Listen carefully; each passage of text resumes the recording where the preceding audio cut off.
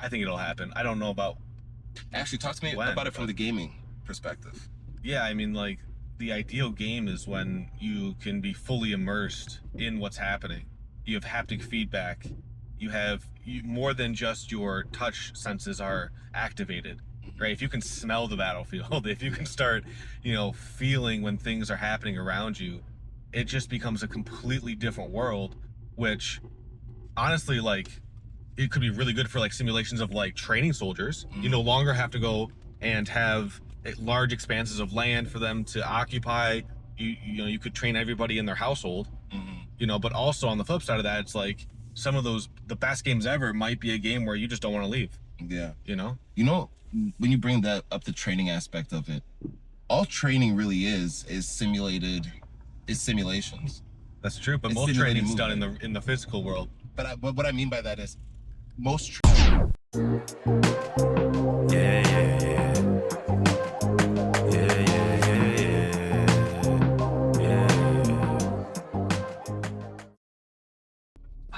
Hey, welcome back, y'all, to another Founders Drive. Back at it again. Where we drive around and talk about founders. Talk smack about founders. And what drives them. And what drives them. We got a lot to talk about. Yeah, man. Obviously, like, let's start with rest in peace Ozzy. Yeah. And Hulk Hogan. Yep. Both in the same week. The Gen Xers are going crazy. Yeah, man. Both in the same week. That's but let's also jump into what's new. That's exactly right. Yeah. Out with the old, in with the new. Out with the old and in with the new. But yeah, RIP, obviously. This week, let's talk a little bit about. I have at least one founder in mind that I wanted to bring up. Okay. And then I also want to talk a little bit about digital twins, because I see that word. I don't want to call it a buzzword, but I see that word come out a lot. And it feels like the people that are talking about it don't really know what that is. Oh, why don't you explain it for them? Yeah. Well, first, let me, I kind of want to talk about this one founder that I was... Oh, so you're all ready. Let's go. Let's go. There was one founder that there was something about his story that, I don't know, it attracted me to it because it was a dichotomy of what we've seen in the, founding circles today with companies. And that founder is Yvon from Patagonia, the original founder of Patagonia. The OG founder of Patagonia. And, I think there's a lot of things in his story that you just don't see nowadays. Like, for instance, right, like the one thing I think you do see, which is really similar to all the other founders, is that, or successful founders, is that he built a company for what he was interested in. He was an avid rock climber, adventurous, he still is, I'm sure. He's just a little up there in age. But his company was built around having quality materials to assist doing what he loved, which is, adventuring and stuff like that. And I think that's really similar to what we see in some of these, founders and successful companies. The part that struck me as interesting, though, was that in 2022, I believe, he gave away the entire company to a trust, basically a nonprofit, to fight climate change. And I think that effectively took him off the billionaires list, which is like a stark contrast to what we've seen coming out of like OpenAI and some of these other companies that are like, oh yeah, like nonprofit was cool. Now we need to go for profit and be the first trillionaire, company. And so I don't know. So there was something about that story that just made me stop and think. I was like, wow, there are still, because this happened in 2022, right? So it's not that long ago. There are still people out here with good intentions. There's still people out here that don't just want to get rich off of their companies, even though he is still insanely rich. He went the exact opposite way. He did. And to me, that's a sign of wealth. He has so much that he's very focused on how can I give back to the causes that I care about. And he always seemed like, I don't know too much about him, but I do know that he's a very principled, mission-focused, value-focused business person. I don't even think he wanted to become a business. Like that wasn't in his mind when he was creating the Patagonia. I think one of the articles I saw was the reluctant billionaire. The reluctant billionaire. Oh my God. Somebody help me. I have so much money and success. Yeah. But that's just like an interesting, I think, memento to like his mindset and how he decides that he wants to lead a company lead a product into the marketplace, and then eventually like build a corporate culture around that. Because I'm sure his mindset seeps into all of the things that they do on a day-to-day basis, even if he isn't still running the company. It does bring up an interesting discussion that I don't think a lot of people like to talk about. Which it's is? not popular. Is to get to billionaire status, you have to provide enough value for other people. Yep. Now, what type of value you're providing is a whole other discussion.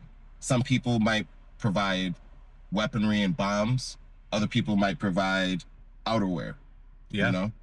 But there's still you have to be serving some demographic of people for them to be able to take your money. Yes. Or give you their money. Yep. And that exchange has to be there. And so that often gets lost in the whole discussion of billionaires are inherently evil. Nobody should be a billionaire. Like, that's the thing there. But so that's one thing. But I do think that there is a difference between the people in that billionaire demographic, like our man Yvon, and then other CEOs that take it in different ways. So I think the question that we don't really get into is how people are getting their money. There's a big difference. Yeah. Honestly, there's probably a big difference between him and the CEO he has running the company right now. Okay, do you know anything about I don't know anything about the current CEO, but it's something that I feel like there is a discrepancy when you start essentially working for a paycheck. Even if you are the CEO, your values are a little bit different. Your mission, I think, is a little bit different than if you come up and you said, no, I want these for my own hiking. I want these for my own use. There's just a different level of attachment and a different mission to like what gets you out of bed every morning. Yeah. It'll be interesting to see how, how many people follow in that mold. And it's also prompted me to look more into his story, his upbringing, and what specifically drives him. I think there's a book, or his biography is really acclaimed, and I've heard it mentioned from multiple people, but I haven't personally looked into it. So this might prompt me to do that. I think that's awesome. Yeah, it's a good story. Yeah. Okay, so let's get into some more of this digital twin stuff. Digital twin stuff. I've been hearing this word a lot. Okay. A lot. Just in terms of everybody seems to be saying, oh, you need to be able to build a digital twin. Digital twins are here. Digital twins are going to be the way of the future. And I think I understand what they mean by that. Let's break into it a little bit. To me, a digital twin is a digital representation of something happening in the real world. Okay. It's a mirror of what's happening. And to do that, you need to collect a bunch of information about what is actually happening in the real world, so you can model and show with relation what a really easy example might be a sales pipeline. Okay. Where you have a prospect call, and then you have a terms call, then you might have a closing call. Stuff where there's steps in a process and it's mostly sequential. Then you can kind of say okay, when this employee takes the call versus this employee takes the call, they have an X amount of success rates, and then be able to model that pipeline. To me, that's really what a digital twin could be used for. But I don't think it's just limited to that. I think it's also done in different ways at different companies. For instance, we're in Michigan, right? The big three are here, automakers, and they use digital twins all of the time, but I don't think that's what they call them. So the concept of a digital twin, has been around for a while. I mean, it's a digital, like you said, it's a digital representation of something in the physical world. What I've come to understand this evolution of digital twins to be is it's moving from the representation of physical assets in the real world that are focused more on simulating around preventative measures. So in the car example, we want to make sure that this car doesn't crash, so we're running through a whole bunch of different simulations, and we need a representation of that to be able to test that out digitally. But where things are shifting are more towards process mining and process management.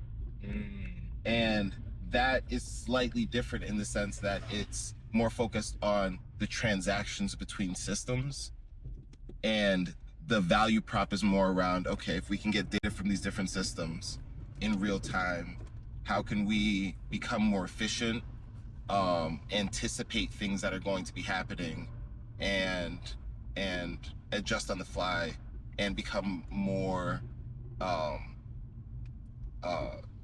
and just add a different dimension to the way that digital twins have been used. And I think a lot of that is just the expansion of technology. It's really took a rise with Celonis, which we can get into, which is a German process mining company. And they literally are mining the process of different companies. But they leverage a lot of machine learning and artificial intelligence on top of the digital twin architecture to get different insights. That's interesting. And then seeing some, like you mentioned Celonis, just seeing some of their product demos where it's like you can kind of see the map, you know, of like steps and actions that are being taken. Yeah. Like that I think gives a really good visual to like what, you know, they consider a digital twin. But I also don't know if like just the process mining aspect of it is like a brand new, I guess it's like digital twin has been around for a long time. Yeah. And so to me, it's always been just people slapping a new definition on a process that, you know, the industry has been using for quite a long time.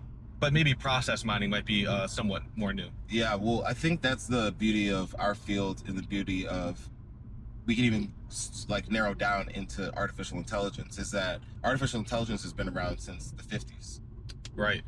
But now, because of adjacent developments, it's now this field that's become way more accessible, way more easier to use, and we can see different applications now compared to what we saw in the past, just because of the technology and how it's developed.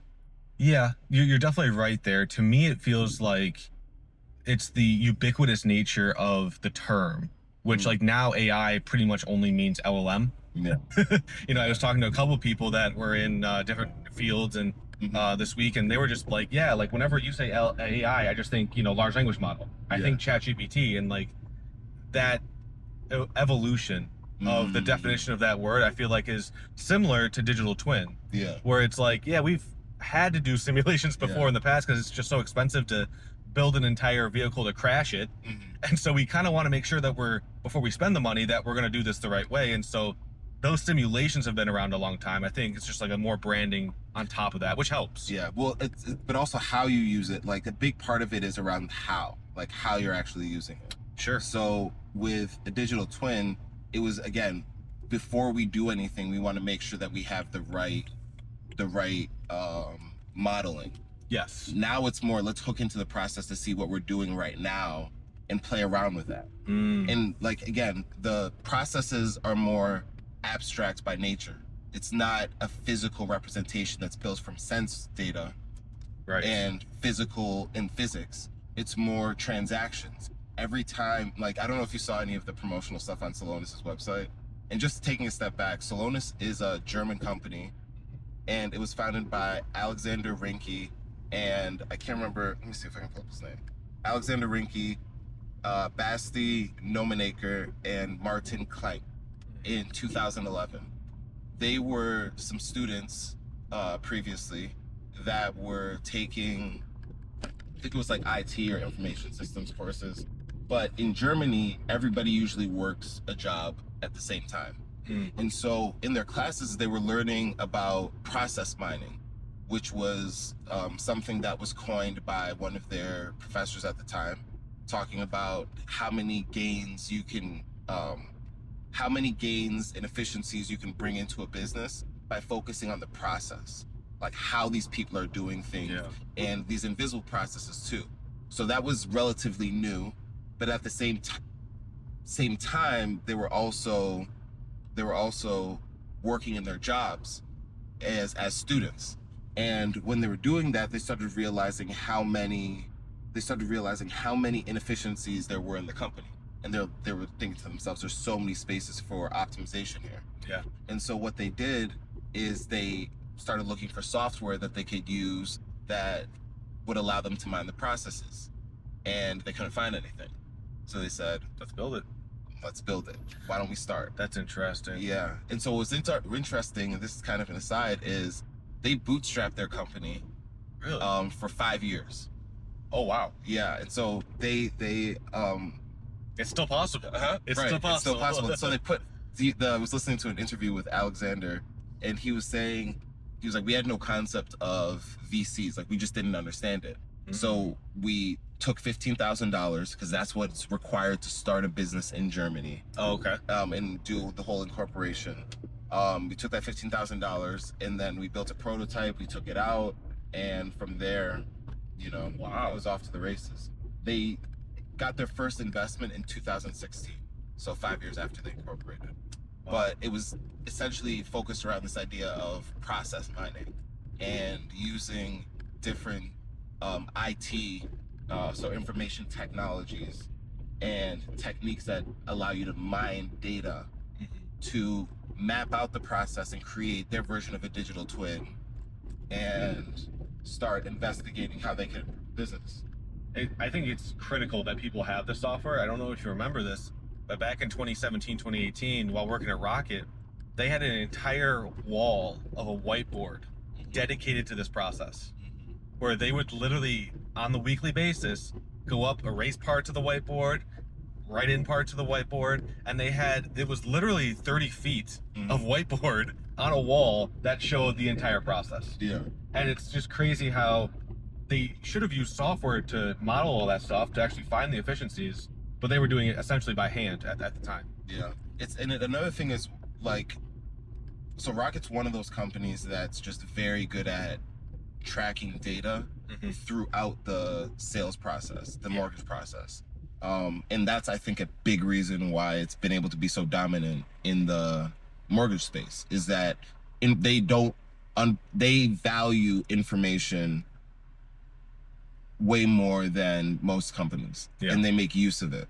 I think a company like Celonis that does process mining for enterprises probably pushes the needle even further, Oh yeah. because they're not just looking at that one process, looking at everything that's getting tied in there. And I think that that's going to become the norm moving forward with the types of data that we have and the types of algorithms that we have, artificial intelligence, which is, again, become a suitcase term. But knowing what we know, there's so many different, applications of it beyond a large language model that can be used to get better insights into a company. Yeah. Yeah, I think like even we are going to start looking at our processes internally, Yeah. and then to start mining that data to see where can we be more efficient. Yeah. Even if we can't afford Celonis, we can start doing it ourselves. And so, yeah, if you guys are watching this or listening to this, like, we would highly encourage you to look at the same thing. Yeah, maybe we get into a little bit more on the super secret. Exactly, and exactly how we're going to do that stuff. But going into this digital twin thing a little bit more. Yeah. What's so interesting is that, so I heard somebody talking earlier, I can't remember his channel right now, but he was talking about how everybody's using agents wrong.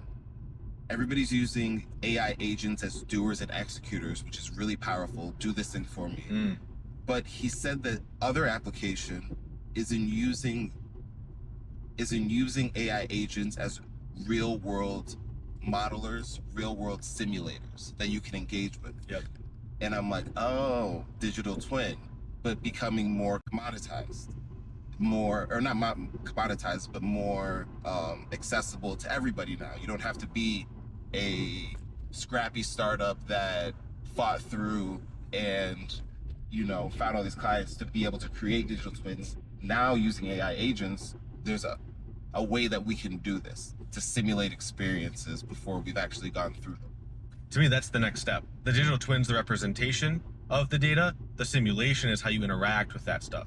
If you start saying, oh, now I can change this one variable to see what that outcome would be like without actually changing the variable in real life, those simulations then start to become where the real value is at. Okay. Because you could live 100 lifetimes in your business sense in a day just by running 100 simulations. Yeah. You know what I mean? And that allows you to compress the time it takes to make the right decision for the company and the business that you're in.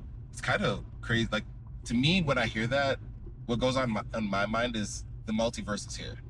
Like, that's the multiverse. That's a good argument for it, honestly, because like we can spin up as many simulations as we want. Those are all multiverses. Yeah. Yeah. It's especially done with that intent. It becomes really, really interesting when you think about how these algorithms and AI models, large language models, continue to develop, how we're going to start seeing more of these simulations happening. Yeah. And like, again, the multiverse, like thinking about it from that dimension and that angle becomes super powerful. Yeah. And like I've thought about this, and I'm not a physicist by any means, but Amateur physicist. armchair, you know. Yeah. Let me just get in the back seat real quick. But I was thinking about this idea that everybody talks about the multiverse as something that's out there, and that's also overlaid in reality right now. And it can be confusing because you're like, okay, if there's all these multiple universes around us, where are they? Yeah. And the equations might show, hey, this is what you can expect, but our experience, we can't experience it. So there's another angle. There's an angle where these are, instead of being descriptive, they're almost predictive of what we can do as people in this world. So if you take the multiverse theory and you say, okay, maybe what it's telling us is that we can actually create multiple universes that mimic what we have here today, and we can experience them with a depth in a reality that almost parallels what we have here today. Yeah. I mean, that's another angle. I don't know how far how far we need to go to make that a reality, but it seems like when I'm looking around at VR expanding the way it is, AR, yeah. AI, Yeah. I'm like, maybe we do move into this space where technology is just that good, where we can spin up a multiverse just like that. Like, imagine going back into the 1970s, Right. and you are experiencing a direct clone of what we know to be historically accurate. And then you can go in, change something or act differently, and actually see how that plays out in that world. Yeah. I think like there's so many applications for that kind of technology or that kind of experience. Mm-hmm. It also makes me a little bit concerned because it's going to be extremely easy to spin up simulations and a universe that is everything you could ever want to the highest degree. Yeah. And so it'll start become a spot where it's like that simulation's better than my real life. So I'm just gonna stay here. I'm just gonna stay there. Man, Yeah. that's a trip. Like, you're in complete bliss, just in this VR simulation. To the outside, you look crazy. Like, to the outside, it's like that person is like a shell of himself. But in your mind and your experience, you're probably in heaven. Of course. Yeah, you have everything you could ever want, and like the world to you is perfect. Do you think that actually happens, or do you think we hit a wall where it's cool, but it's not real life? I think it'll happen. I don't know about. Actually, talk to me When, about it from but- the gaming perspective. Yeah, I mean, like the ideal game is when you can be fully immersed in what's happening. You have haptic feedback. More than just your touch senses are activated, right? If you can smell the battlefield, if you can start, feeling when things are happening around you, it just becomes a completely different world, which honestly, like, it could be really good for like simulations of like training soldiers. You no longer have to go and have large expanses of land for them to occupy. You could train everybody in their household, but also on the flip side of that, it's like some of the best games ever might be a game where you just don't want to leave. Yeah. When you bring that up, the training aspect of it, all training really is simulations. That's true, but It's most simulated training's done movement. in the physical world. But what I mean by that is, most training in the physical world, even if you do a drill, like if you're playing soccer and you do a dribbling drill, it's meant to simulate what's happening in the real world. Yeah. Even like running, from my background, it's meant to simulate every movement that you're doing should be done with purpose.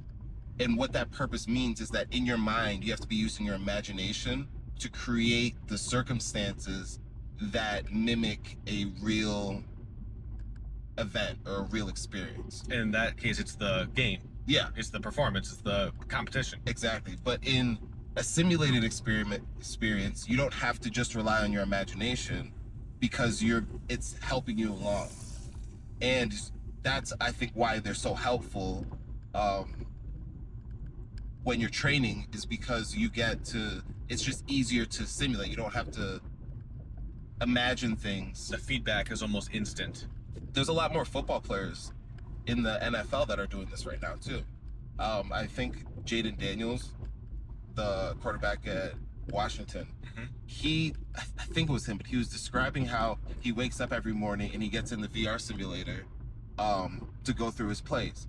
And you look at a rookie coming into the NFL and how he's able to have such an impact. Yeah. I would more than likely attribute it to that. Is you get these reps without having to damage your body.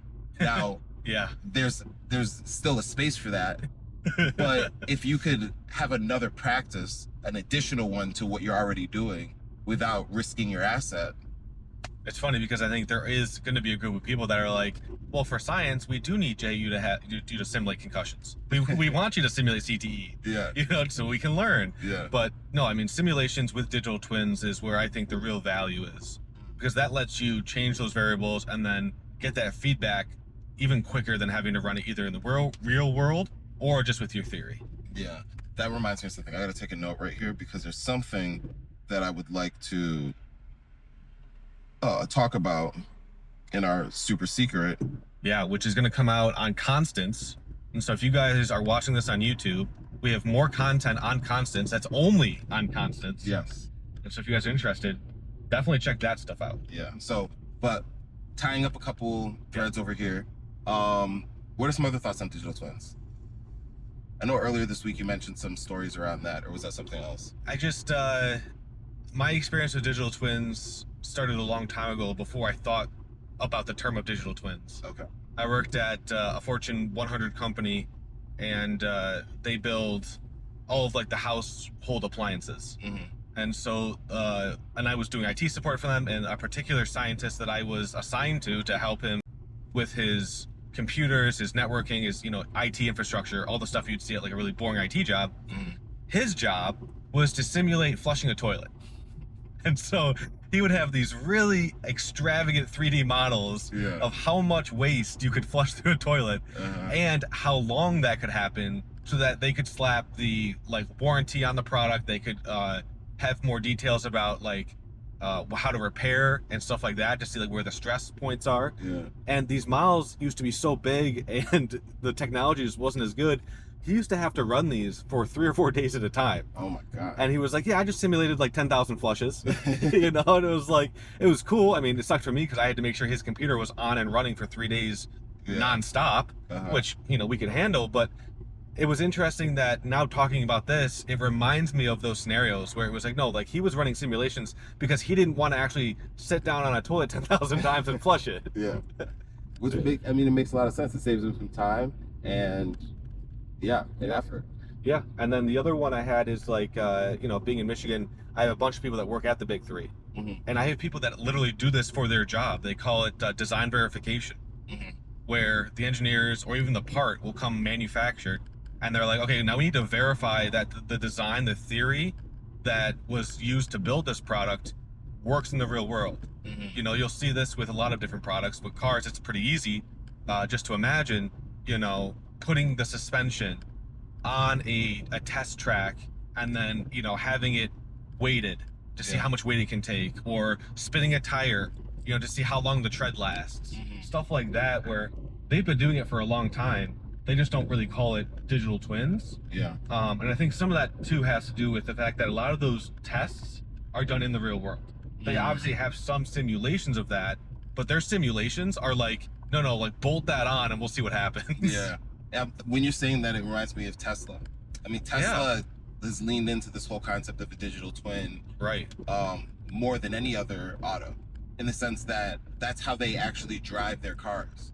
They don't True. use sensors. They have a model of the real world, and then they have that car modeling that. They have a model of that car in their simulation of the real world, and Yes. that's how they use to navigate around. Yes, there are some companies, and I have some knowledge on how they were doing some of that training data before they were able to sell so many cars. They wanted to simulate what it would be like in a real world environment. And so I know of a few companies that were saying, well, we can replicate this because we have video games with cars in them. So they were loading sensors into games like GTA, Yeah, driving cars around, having interact with the environment, interact with other cars, with pedestrians, yeah. reading that data in as real data to train their models for the real world. And it works surprisingly well. I mean, can you imagine training off of GTA?